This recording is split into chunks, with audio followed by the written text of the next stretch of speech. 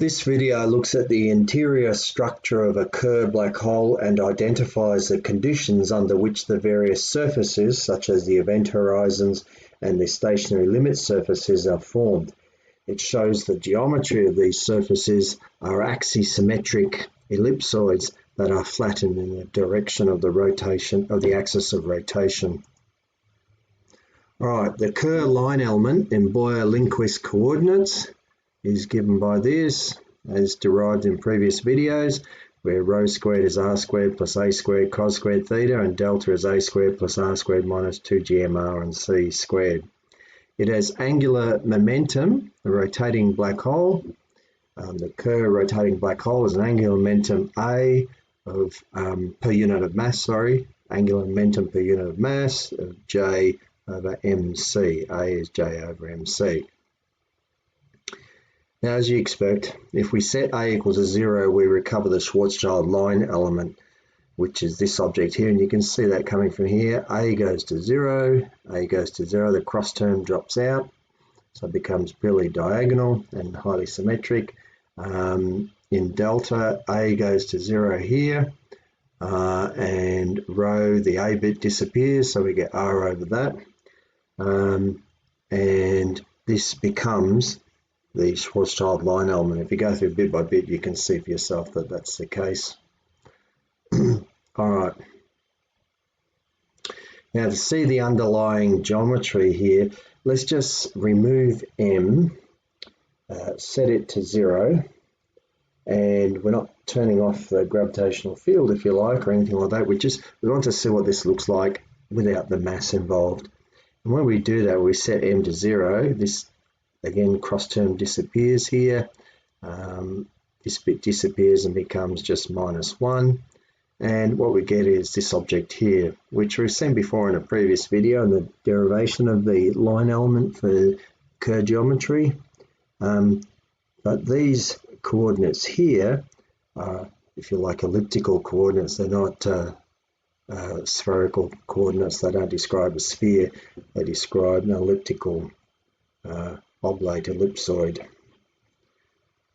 Okay, so let's now consider the spatial part only. We'll just set dt equal to 0, and the hypersurface formed will be this, or the 3 surface will be this object here. And we'll just get rid of the rho there and write out its full expression, and we have this object here. Now, this is the geometry of an oblate axisymmetric ellipsoid, such as pictured here. And it can be written using spherical polar coordinates as here, this bit square root r squared plus a squared times sine theta cos phi.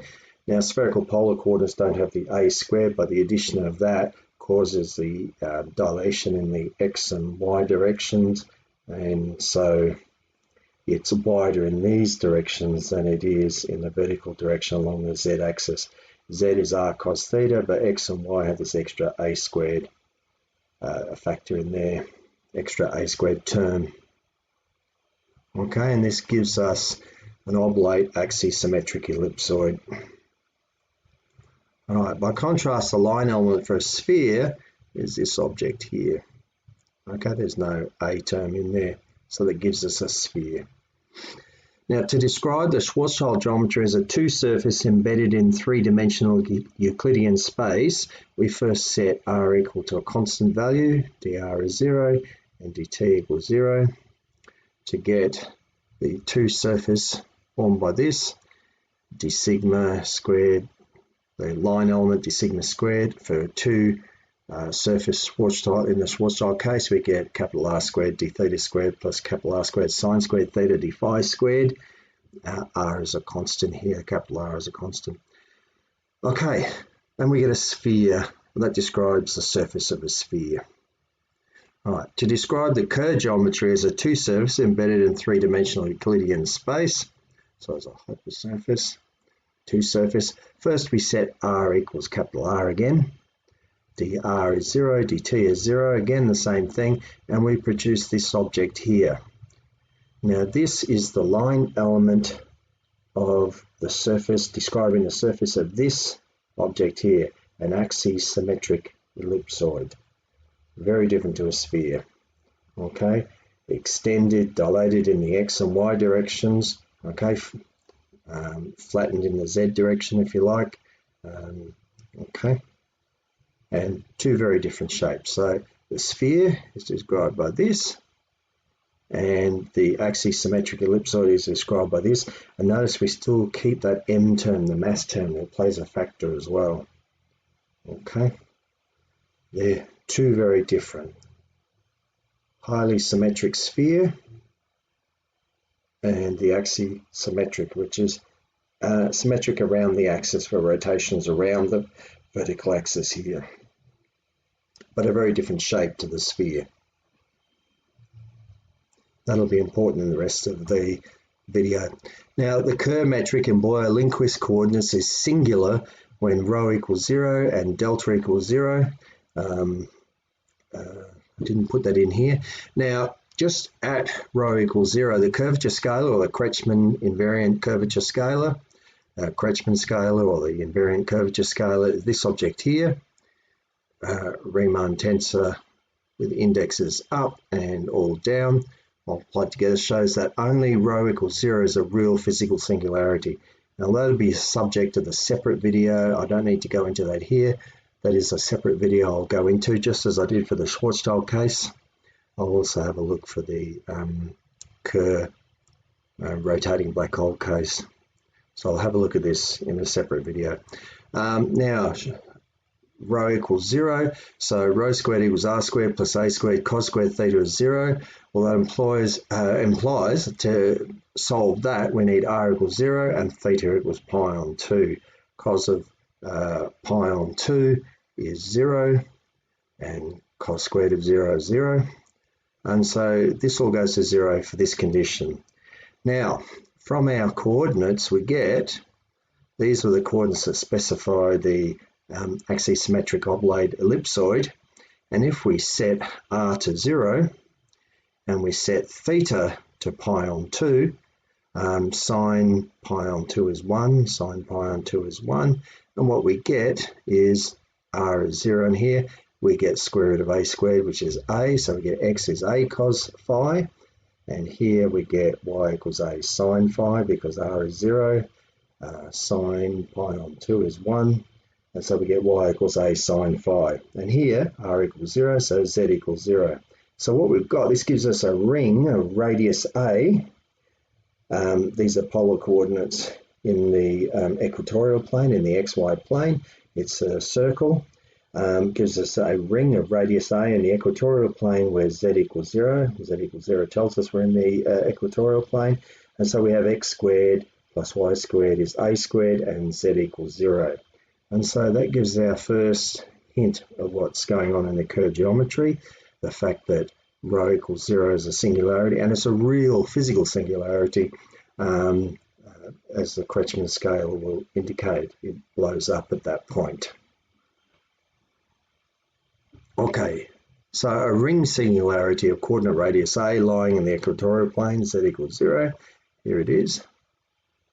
Okay, in the Schwarzschild case, our singularity was a point at r equals 0, which was here in our coordinate system. But in the Kerr geometry, our singularity is a ring. It's a ring of points of radius a. Very different to the Schwarzschild. Now the Kerr metric in Boyer-Linquist coordinates is also singular when delta equals 0. This is a coordinate singularity and occurs where r equals constant, is a null 3 surface, and so is an event horizon. Okay, so we set r equals constant. In the Schwarzschild and Kerr geometries, event horizons occur when GRR equals 0. If you have a look at the normal vector to the surface there, being a null surface, the null vector there helped us to locate that, and when we do that, if you look at the previous video, number 4 in this series, you'll see that we require G contravariant RR from the inverse metric to be 0. Well, for the Kerr metric, GRR is delta on rho squared equals 0, so multiplying through by rho squared implies that delta equals that object is equal to 0. And when we solve that using the quadratic rule, we get two solutions here, plus minus this object in here. A little bit of algebra gives us this. So we've got two solutions. There are two event horizons. Not one, as in the Schwarzschild case, but two. All right, so we have two event horizons, one at R plus and one at R minus. Okay, and if we make the following substitutions in the Kerr line element, dt is 0, R equals a constant, which implies R equals R plus or minus, because we're talking now about the event horizons. And what will the Kerr line element tell us? Then rho squared is rho plus or minus, because remember rho squared had the R squared plus A squared cos theta in it. So R plus, R minus, hence the plus minus here. Now we get the line element of a geometry that's not spherically symmetric.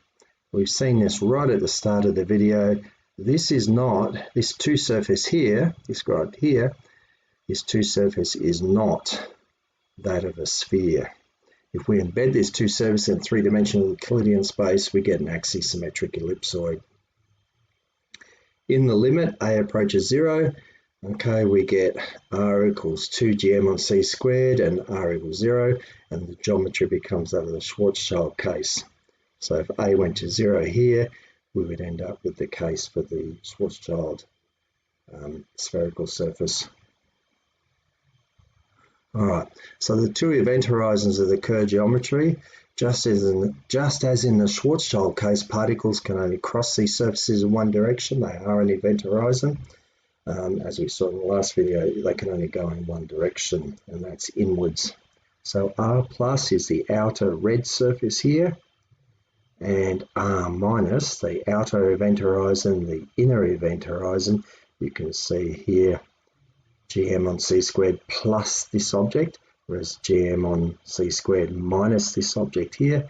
And so here's our ring singularity in the middle, here's our inner event horizon, and here's our outer event horizon. The two event horizons, very different to the Schwarzschild case. Okay, in an axisymmetric space-time, a stationary limit surface or surface of infinite redshift occurs when GTT equals 0. In the Schwarzschild case, this also gave us the event horizon, but in the Kerr case, that does not. It gives us the stationary limit surface or surface of infinite redshift. So GTT is this object here, we set it to 0.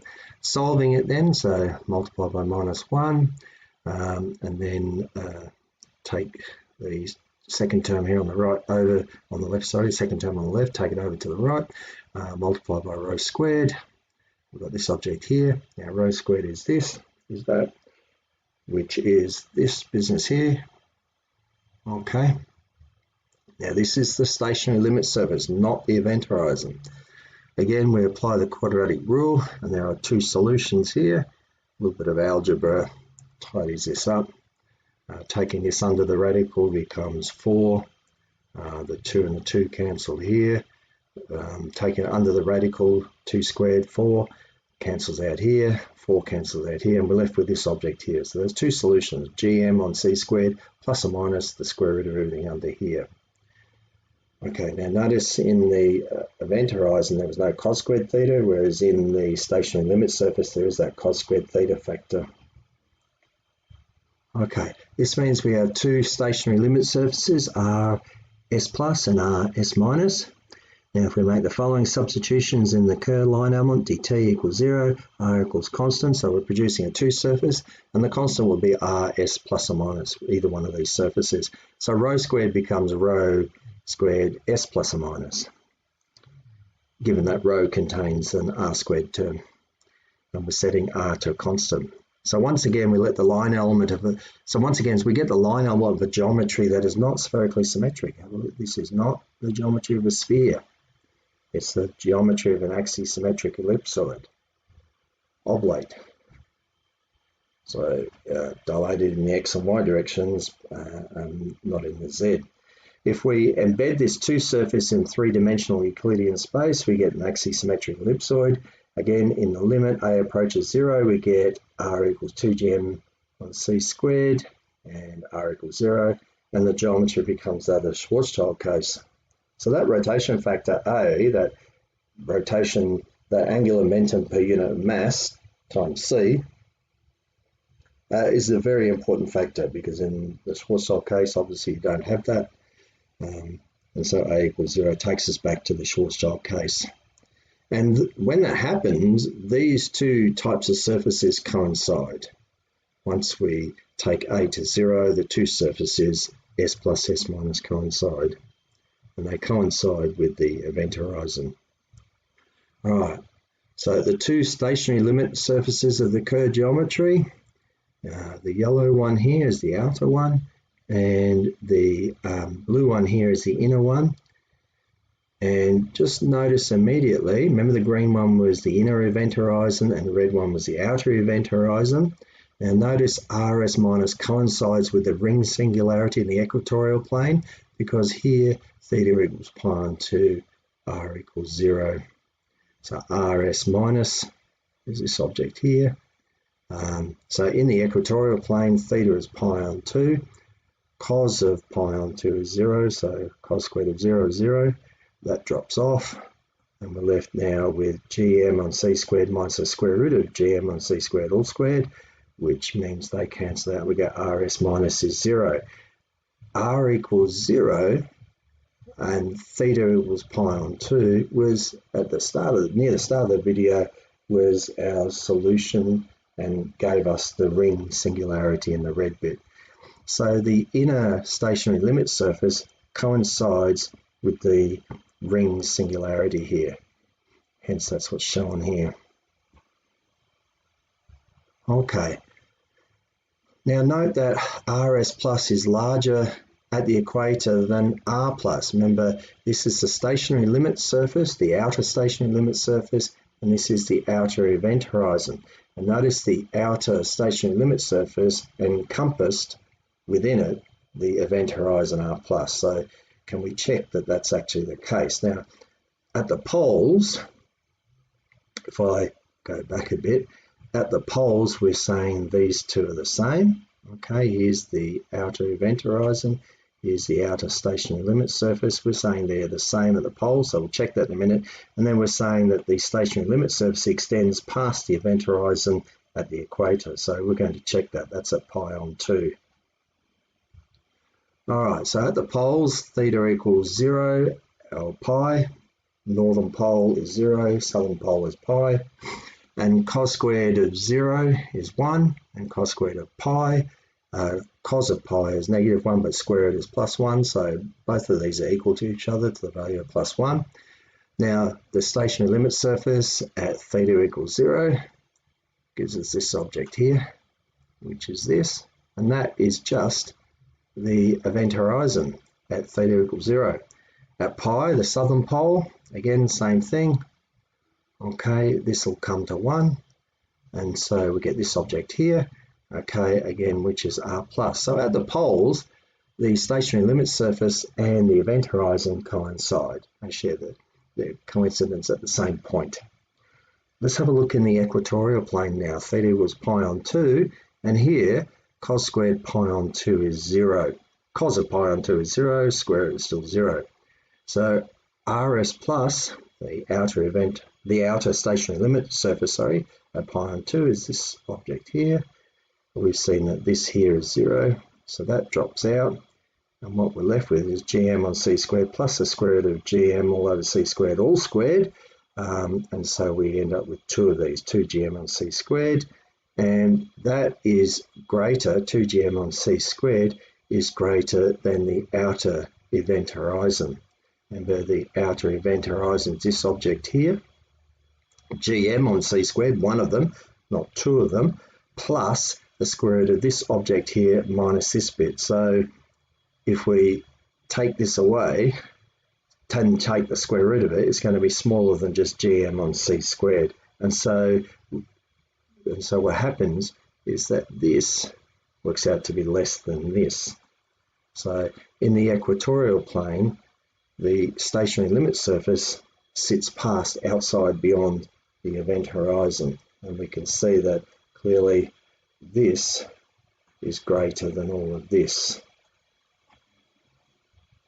All right, notice that the equations specifying our two event horizons only produce real values when a squared is less than gm on c squared. So here, when a squared here is less than this, we're taking the square root of a positive quantity or 0.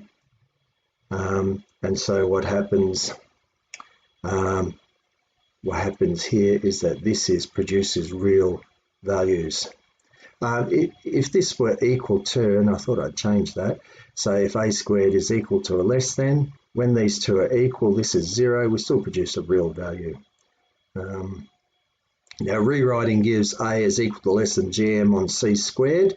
We can take the square root of both sides there, gives us this. We don't change the direction of the inequality here. And that tells us that there is an upper limit to the angular momentum of a black hole, a rotating black hole, since A is G on MC, okay, is equal to less than GM on C squared, as we've seen. Now here, let's just multiply through by M. Okay, we get GM squared over, now these are positive quantities, so we can multiply through and it doesn't reverse the direction of the inequality. And so the angular momentum is equal to less than gm squared on c. So there's a limiting value for rotating black holes of the angular momentum. Okay, so there's a limit. An extreme Kerr black hole is one which has a limiting value of A equals gm on c squared. When we actually get A equal to this, that is a limiting value.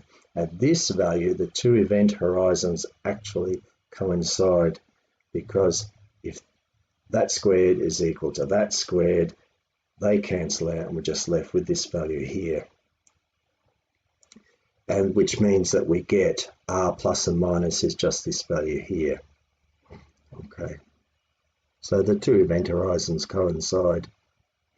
In reality, as matter falls in towards a rotating black hole, it forms an accretion disk. Matter from this disk then falls into the black hole and so imparts more angular momentum to it, so it can spin it up, increase its angular momentum, but this process of increasing its angular momentum is limited by the outward push of radiation that also carries away some angular momentum. So there is a limiting value, and it's the combination of these two processes, the infalling matter giving it angular momentum and the radiation carrying away angular momentum. Energy and carries away energy and angular momentum, and so it acts to moderate this process here. So you can't spin up a black hole to any value of angular momentum. There are limiting processes involved. Now, as a result, as a result, a limiting value is expected to be, and there are some calculations for this, but I'm not getting into that here for this video, but the limiting value is about 0.998 gm on c squared. There are some examples of measurements performed that find this to be, the angular momentum to be, I think the highest about, in one case, I forget where it was about 74% of the maximum extreme value. So there are some quite black holes out, rotating black holes out there with quite extremely high angular momentum, but less than the maximum value. Okay. Now, when a squared is greater, now watch out, when a squared is greater, so this bit here is greater than that, the horizons disappear and we have a naked singularity, because here we start producing complex values. So minus a squared, if a squared is greater than this, you got the square root of a negative number here. Now you start producing complex values. The horizons disappear and we have a naked singularity. Now the Penrose cosmic censorship hypothesis says this is not possible. You won't have naked singularities. Okay, now the Schwarzschild geometry can be used to approximate the space-time around a spherical star or planet, but the same is not true for the Kerr geometry. At least this applies the closer we are to the surface of the rotating star, which differs greatly to the region near the surface of a rotating black hole. So although the Schwarzschild geometry with all its high degree of symmetry can be used to approximate a star or a planet, you can't do that when it comes to rotating, because as we've seen in this video, the rotating black hole has a number of surfaces, number of stationary limit surface, 2 stationary limit surfaces, and 2 event horizons. And they don't approximate, okay? They don't approximate the surface of a star or planet. Now, as Matt Visser, 2008, puts it, now having said all that, it's not clear that all the content in this video is agreed on by everyone.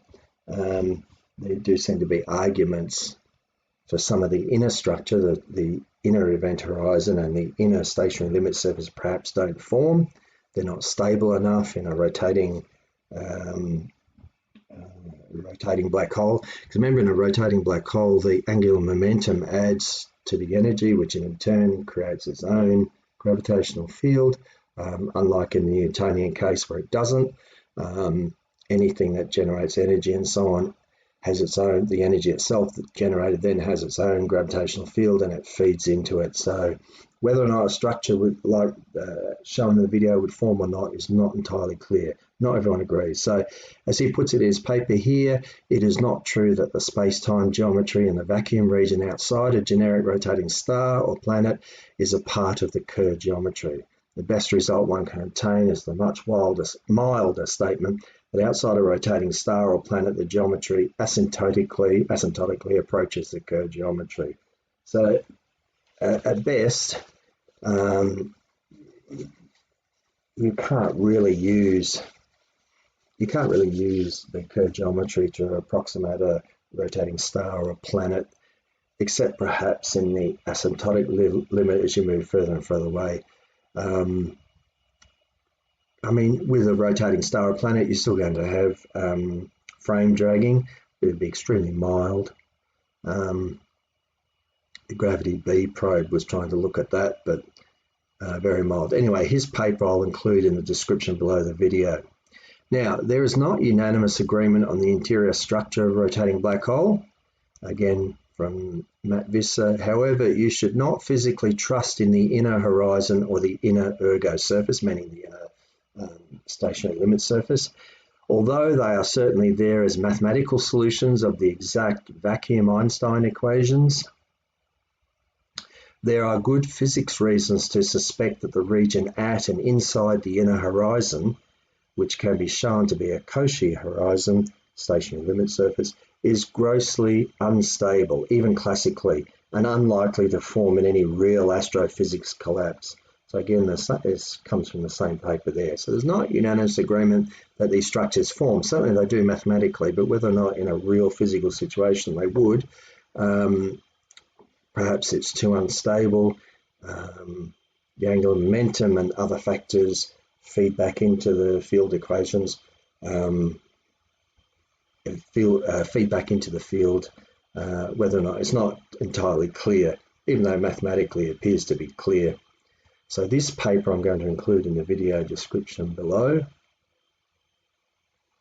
One more thing now, just the structure of a Kerr black hole. So what we found in this video here is that the outer event horizon, the red one here, the outer stationary limit or infinite redshift surface in yellow here. Okay, and then in here we have the inner event horizon, the green, the ring singularity in red, and the inner stationary limit surface. Now what Matt Visser is saying in his paper is that maybe in a real astrophysical situation, things are too unstable for these to actually form and remain viable, although the ring singularity should. All right, that's it.